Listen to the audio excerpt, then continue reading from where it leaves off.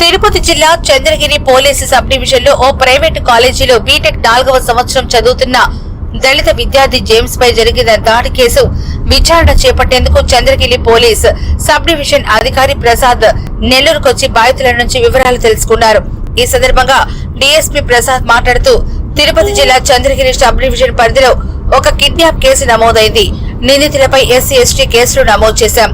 నిందితులను త్వరలోనే అరెస్ట్ చేశాం. ఈ ఘటనలో ఎటువంటి రాజకీయం లేదు. పూర్తి విచారణ చేసి నిందితులు అందరిపై చట్టరీత్యా చర్యలు తీసుకుంటామన్నారు.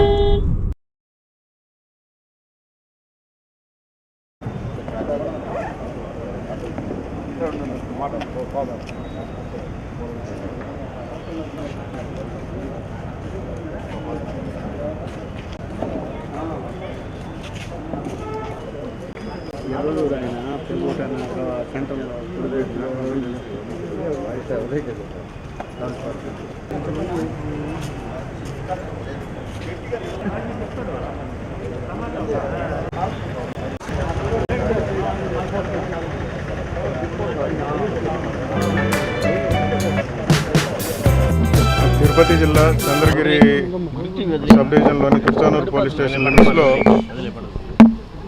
మొన్న 16వ తారీఖు ఒక కిడ్నాప్ కేసు రిజిస్టర్ అవ్వడం జరిగింది. ఆ కేసులో జేమ్స్ అని చెప్పి పిల్లవాడు ఫైనల్ ఇయర్ బీటెక్ చదువుతూ ఉన్నాడు ఒక ప్రఖ్యాత సంస్థలో. అతనికి అదే సంస్థలో చదువుతున్న సెకండ్ ఇయర్ స్టూడెంట్కి మధ్య ఉన్న గొడవల కారణంగా అతన్ని కిడ్నాప్ చేసి కొట్టడం జరిగింది. తర్వాత అతను షెడ్యూల్ కులానికి చెందిన వ్యక్తి కావడంతో అది షెడ్యూల్ కుల వ్యక్తులపై జరిగిన దాడిగా కేసు రిజిస్టర్ చేయడం జరిగింది. అందులో భాగంగా ఈరోజు విక్టిమ్ ఎవరైతే ఉన్నాడో జేమ్స్ ఇక్కడ షైన్ హాస్పిటల్లో, నెల్లూరులో షైన్ హాస్పిటల్లో ట్రీట్మెంట్ తీసుకుంటున్న కారణంగా దర్యాప్తు నిమిత్తం వచ్చి అతను విచారించి వెళ్ళడం జరుగుతుంది. ఈ కేసులో దాడికి పాల్పడిన ముద్దాయిల్ని త్వరలో అరెస్ట్ చేస్తాం. అంటే ఎఫ్ఐఆర్ ప్రకారం మనకి 7 మంది పేర్లు వచ్చినాయి. ఇంకా 2-3 ఉంటారని చెప్పి అంతా అక్కడ వాళ్ళు తిరుపతి చుట్టుపక్కల వాళ్ళు. వాళ్ళ మధ్య ఉన్న తగాదాలు, ఇంకా ఉద్దేశాలు అదే వాళ్ళ మధ్య ఉన్న విభేదాల కారణంగానే స్టూడెంట్స్ గ్రూప్స్ గొడవలు. లేదు లేదు, ఏ కోణంలోనూ రాజకీయం అనేది లేదు. తిరుపతి జిల్లా మాల జేఏసీ అధ్యక్షుడిని. మిత్రులారా, జేమ్స్ అనే అబ్బాయిని, ఫైనల్ ఇయర్ చదువుతున్న అబ్బాయిని అతి దారుణంగా కొట్టి తన మీద మూత్రం పోసి తాగించి కొట్టి 10 మంది ఒక హోటల్ యజమాని పవన్ అనే హోటల్ యజమాని ఆ హోటల్లో బంధించి చిత్రహింసలు పెట్టి కొట్టి కట్టేసి ఆడ పడేస్తే చుట్టుపక్కల వాళ్ళు చూసి అతన్ని ఆ బురదలో దోసేస్తే తీసుకొచ్చి కడిగి హాస్పిటల్లో చేర్చడం జరిగింది. ఒక ప్రముఖ కాలేజీ మోహన్ బాబు కాలేజీ, ఆయన నీతులు చెప్తాడు, ఎన్నో చెప్తాడు. మరి సంస్కారం లేని చదువుని చెప్పి ఈ విధంగా ఎస్సీ ఎస్టీ బీసీల మీద, మైనార్టీల మీద ఇలాంటి దాడులు చేయడం మేము తీవ్రంగా ఖండిస్తున్నాం.